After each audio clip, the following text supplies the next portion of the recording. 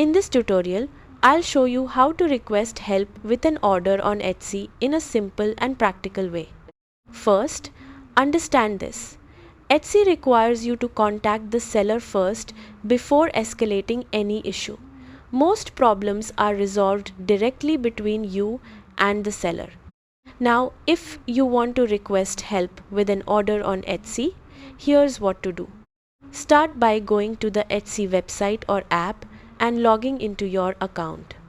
Next, go to your purchases and reviews section from your profile. After that, find and select the order you need help with. Then, scroll down and click on Help with Order.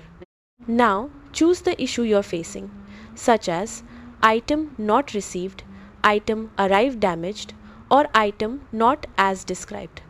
After that, send a message to the seller explaining the problem clearly. You can also attach photos if needed. Then, wait for the seller's response and try to resolve the issue together, whether it's a refund, replacement, or update. If the seller doesn't respond or the issue isn't resolved, you can escalate the case through Etsy for further support. Keep in mind that sellers usually respond within a day or two, so give them some time before escalating. Also, Etsy's buyer protection may apply depending on the situation. That's it.